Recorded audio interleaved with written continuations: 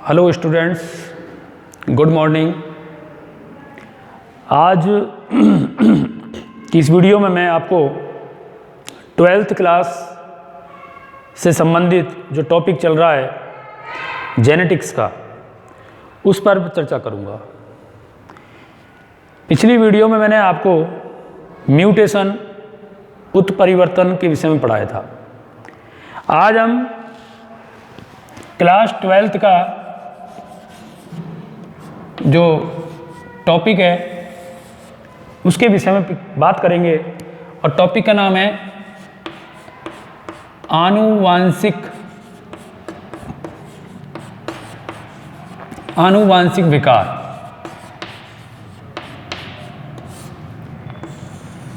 आनुवांशिक विकार, genetic disorder, जिसको सामान्य भाषा में हम आनुवांशिक रोग भी कहते हैं। क्या होता है, कितने प्रकार होते हैं, इस पर हम चर्चा करेंगे। तो ध्यान दीजिए, आनुवांशिक रोग या जेनेटिक डिसऑर्डर किसे कहते हैं? इसका उत्तर है कि ऐसे रोग जो पीढ़ी दर पीढ़ी स्थानांतरित होते रहते हैं, एक पीढ़ी से दूसरी पीढ़ी में, दूसरी से तीसरी पीढ़ी में, पीढ़ी दर पीढ़ी स्थानांतरित होने वाले रोगों को हम आनुवांशिक विकार या जेनेटिक डिसऑर्डर कहते हैं। चूंकि ये रोग एक पीढ़ी से दूसरी पीढ़ी में स्थानांतरित होते हैं, और हम इसी चैप्टर में पहले आपको बता चुके हैं कि ऐसे कोई भी करैक्टर, ऐसे कोई भी लक्षण जो एक पीढ़ी से दूसरी पीढ़ी में ट्रांसफर होता है, उनका संबंध जीन और गुणसूत्रों से होता है, जीन और क्रोमोसोम से होता है। तो इन रोगों का, इन बीमारियों का भी संबंध जीन अथवा क्रोमोसोम से होता है। तो ऐसे रोग जो जीनों अथवा क्रोमोसोम की विसंगति के कारण उत्पन्न होते हैं और पीढ़ी दर पीढ़ी स्थानांतरित होते रहते हैं, उन्हीं को हम आनुवांशिक विकार या आनुवांशिक रोग या जेनेटिक डिसऑर्डर कहते हैं। ये मुख्यतः दो प्रकार के होते हैं। कौन कौन से प्रकार होते हैं, ध्यान दीजिए। पहला है मेंडेलियन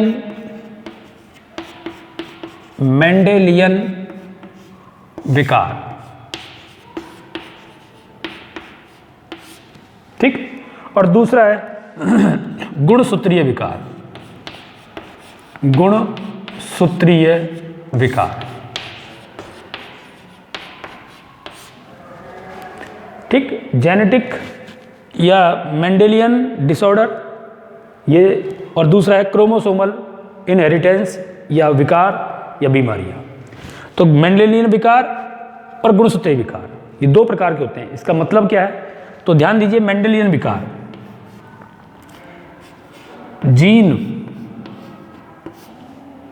जीन को मेंडल ने कारक कहा था। तो कारक मीन्स जीन। तो जीन की विसंगति के कारण उत्पन्न रोग, जीनों की विसंगति के कारण उत्पन्न रोग, जबकि गुणसूत्रों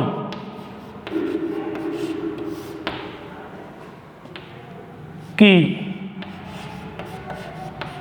संख्या में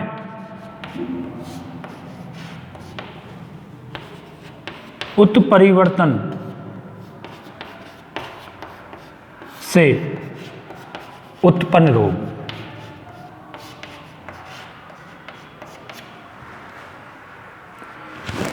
मेंडेलियन विकार जीन की संरचना में किसी भी प्रकार का उत्परिवर्तन होने से उत्पन्न होने वाले रोगों को, उत्पन्न होने वाली विसंगतियों को, उत्पन्न होने वाले डिसऑर्डर को ही हम मेंडेलियन विकार कहते हैं।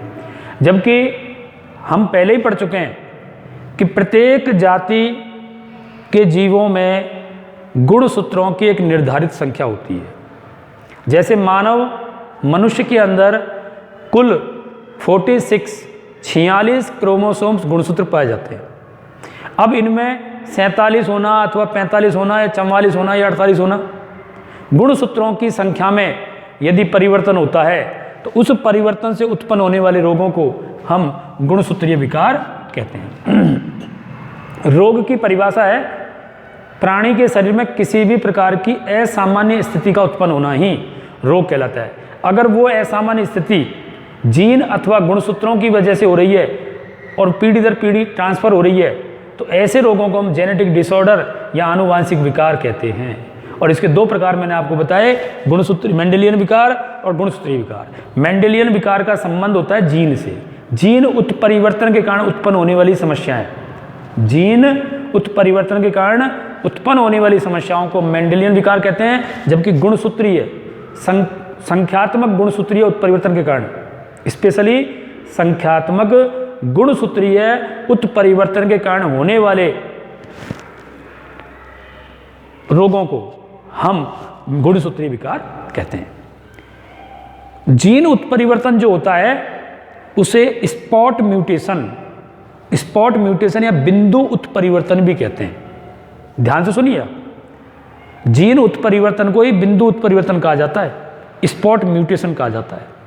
यहां तक की बात हुई। अब बात करते हैं कि भाई मेंडेलियन विकार के प्रमुख उदाहरण कौन कौन से। बहुत सारे उदाहरण हैं, लेकिन आपके सिलेबस में कौन कौन से दे रखे हैं हम उन्हीं की चर्चा करेंगे, उन्हीं पर बात करेंगे। क्लियर? तो ध्यान दीजिए, सबसे पहले आपका आता है इसके अंदर हीमोफीलिया।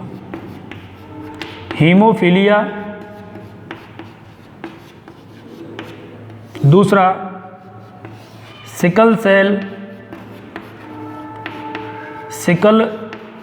Cell anaemia.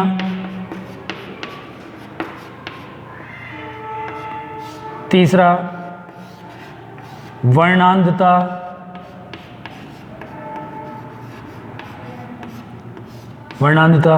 चौथा फिनाइल कीटोन्यूरिया।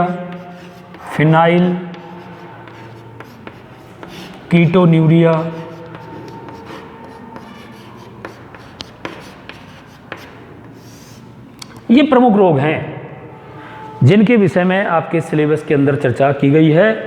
ठीक है नहीं? एक प्रश्न और एक बार हो जाता है थैलेसीमिया। क्या आ जाता है? थैलेसीमिया।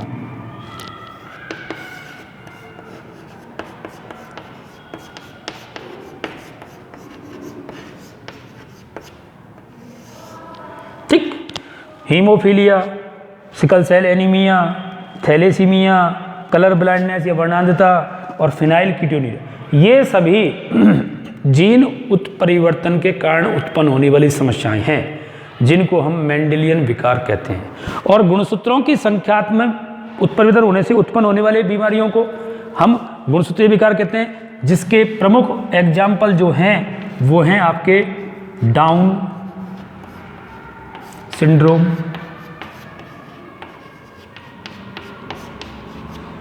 दूसरा क्लाइनफेल्टर सिंड्रोम,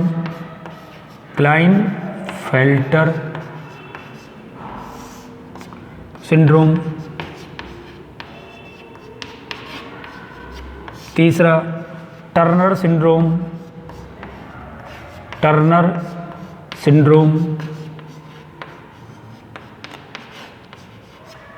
सुपर फीमेल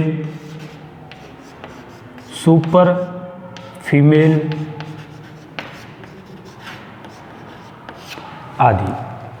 तो ये है प्रमुख गुणसूत्रीय विकार। कौन से हैं? प्रमुख गुणसूत्रीय विकार, जिसमें specially down syndrome, Klinefelter syndrome, Turner syndrome, super female का आपके सिलेबस में नहीं है, मैं एक्स्ट्रा बता रहा हूँ उसको। क्लियर? तो ये मेंडेलियन विकार किसे कहते हैं? जीन उत्परिवर्तन के कारण उत्पन्न होने वाले विकारों को मेंडेलियन विकार कहते हैं।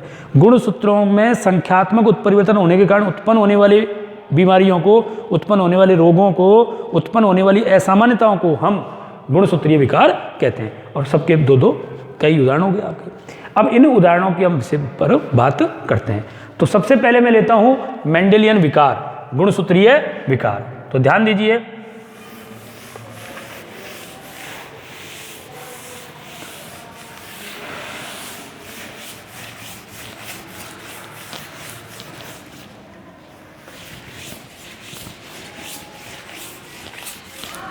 ध्यान दो। सबसे पहले हम बात करेंगे हीमोफीलिया की। हीमोफीलिया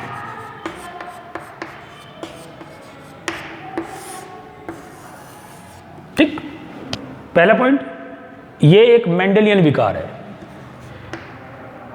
यह एक मेंडेलियन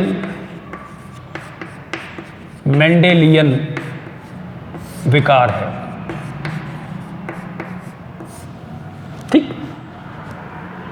अब अगला पॉइंट बोलूं, मतलब जीन उत्परिवर्तन के कारण होने वाला वो है ये। अब मैं अगला पॉइंट बोलूं उससे पहले आपको कुछ बातें और बता देता हूं। जितने भी मेंडेलियन विकार होते हैं वो जीन उत्परिवर्तन के कारण होते हैं, और ये प्रभावी जीन अथवा अप्रभावी जीन दोनों के कारण हो सकते हैं। कुछ जीन प्रभावी होने पर रोग उत्पन्न करते हैं, कुछ अप्रभावी अवस्था में रोग उत्पन्न करते हैं। ठीक है, दोनों प्रकार की स्थितियां हैं, लेकिन अधिकतर जो रोग उत्पन्न होते हैं मेंडेलियन विकार, वो अप्रभावी जीन की समयुग्मजीय अवस्था के कारण होते हैं। अप्रभावी जीन के कारण उत्पन्न होते हैं मोस्टली तो समयुग्मजीय अवस्था में दिखाएं, लेकिन कुछ ऐसे भी हैं जो विषम युग्मजीय अवस्था में भी अपना प्रभाव दिखाते हैं। तो अप्रभावी जीन जो होता है वो मोस्टली इन रोगों का कारण होता है। अब जैसे मैं बात करूं हीमोफीलिया की, हीमोफीलिया भी जो है एक अप्रभावी जीन के कारण होता है, और ये जो जीन होता है अप्रभावी जीन, वह एक्स लिंग गुणसूत्र के साथ सहलग्नता दर्शाता है, यानी कि लिंग सहलग्नी रोग है। ये कैसा रोग है? लिंग सहलग्नी। तो दूसरा पॉइंट है, यह एक अप्रभावी लिंग सहलग्नी रोग है। अप्रभावी लिंग सहलग्नी रोग है। इस रोग को उत्पन्न करने वाला जो जीन होता है वो एक्स लिंग गुणसूत्र पर पाया जाता है। रोग उत्पन्न करने वाला अप्रभावी जीन एक्स लिंग गुणसूत्र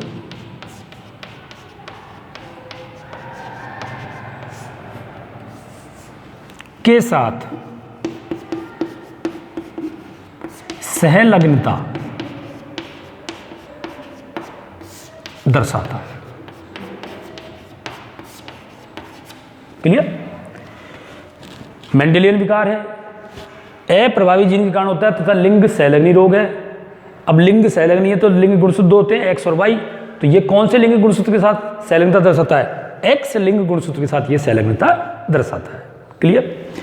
तीसरा पॉइंट, अगला पॉइंट जो आता है वो आता है कि ये रोग जो होता है मोस्टली पुरुषों में होता है, महिलाओं में ये रोग नहीं होता है, अपवाद स्वरूप होता है, बहुत कम चांस होते हैं उसके। क्योंकि एक्स लिंग गुणसूत्र जो होता है, जैसे ये एक्स है, क्लियर, महिला है, और इसका उत्पन्न करने वाला जो जीन अप्रभावी जीन है वो मान लीजिए ये है हीमोफीलिया का अप्रभावी जीन। सामान्यतः दूसरे एक्स गुणसूत्र पर इसका प्रभावी जीन उपस्थित होता है। ये प्रभावी जीन इस अप्रभावी जीन के प्रभाव को प्रकट नहीं होने देता है, और इस यही कारण है कि महिलाओं में, अधिकतर महिलाओं में ये रोग प्रकट नहीं होता है। किंतु पुरुषों में अगर ये हीमोफीलिया वाला जीन रखने वाला, अप्रभावी जीन रखने वाला एक्स गुणसूत्र पुरुषों में उपस्थित है, तो चूंकि इसके प्रभाव को रोकने वाला जो प्रभावी जीन है वो पुरुषों में नहीं आता है मोस्टली, इसलिए ये अकेला होते हुए भी अपना प्रभाव दिखा देता है, क्योंकि इसको रोकने वाला कोई है ही नहीं। तो ये रोग जो अप्रभावी जीन के कारण होते हैं मोस्टली, वे रोग सामान्यतः पुरुषों में तो दिखाई देते हैं, महिलाओं में ये रोग दिखाई नहीं देते सामान्यतः। अब मैंने 100% नहीं कहा है, अगर महिलाओं में ये स्थिति बन जाए, हीमोफीलिया जीन की जो अप्रभावी जीन है उसकी समयुग्मजीय अवस्था यदि महिलाओं में आ जाए, तो फिर ये महिलाओं में रोग प्रकट होगा। क्लियर? तो ये जो रोग है मोस्टली पुरुषों में होता है। किससे में होता है? केवल पुरुषों में। पिता से पुत्र में, पुत्र से पौत्र में, पिता से पुत्र में होने वाली कृष वंशागति बोलते हैं इसको। क्या बोलते हैं? कृष वंशागति। कृष वंशागति। कृष वंशागति जो होती है पिता से पुत्र में, पिता से पुत्र में होता है।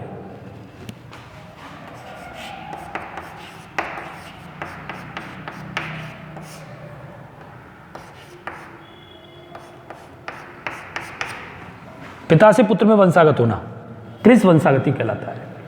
अर्थात यह रोग केवल पुरुषों में होता है, पुरुषों में होता है, ठीक है। महिलाएं इसके लिए रोग वाहक का कार्य करती हैं, रोग वाहक का कार्य करती हैं। इस रोग के लक्षण मोस्टली पुरुषों में प्रकट होंगे। महिलाएं तो केवल एक कैरियर के रूप में, एक वेक्टर के रूप में, एक वाहक के रूप में इस रोग को अगली पीढ़ी में ट्रांसफर करने में महत्वपूर्ण भूमिका निभाती है। क्लियर? अभी मैं वंशागति समझाऊंगा इसकी कि किस प्रकार से। तो अभी मैंने आपको पॉइंट बताया कि ये रोग मोस्टली पुरुषों में होता है, महिलाओं में नहीं होता है। और महिलाएं केवल इस रोग के लिए रोग वाहक का कार्य करती हैं। किसका काम करती हैं? केवल रोग वाहक का कार्य करती हैं। क्लियर? अब बात करें हम आगे। इस रोग का जो प्रमुख लक्षण है, प्रमुख लक्षण यदि हम बात करें इसकी, प्रमुख लक्षण में एक ही लक्षण है, आपको वो ध्यान रखना है। जिस पुरुष में ये रोग हो जाता है उसमें ब्लड क्लोटिंग की कैपेसिटी नहीं रहती है, रक्त का थक्का बनाने की क्षमता नहीं होती। अगर उसके चोट लग जाए तो खून बहता रहता है और अधिक मात्रा में खून बह जाने से उस व्यक्ति की मृत्यु तक हो सकती है, अगर समय पर तुरंत उसको उपचार ना मिले तो ये सबसे बड़ी कमी है इसकी। यही इसका प्रमुख लक्षण है कि इस रोग से पीड़ित पुरुष में रक्त का थक्का नहीं बनता है। क्या नहीं बनता है? रक्त का थक्का नहीं बनता है।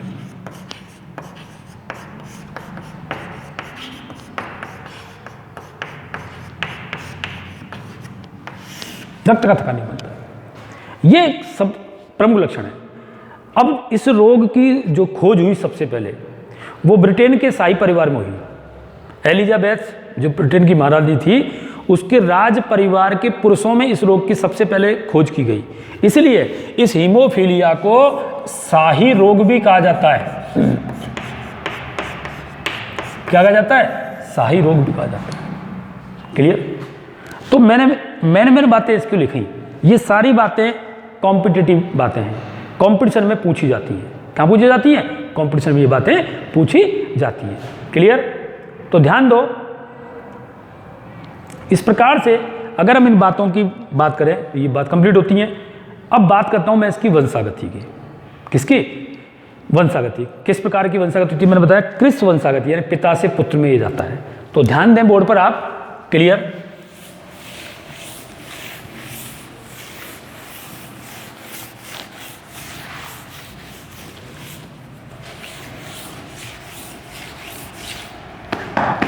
देखिए,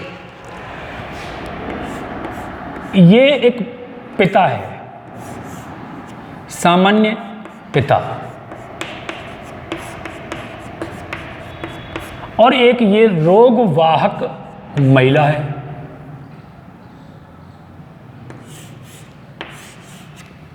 रोग वाहक।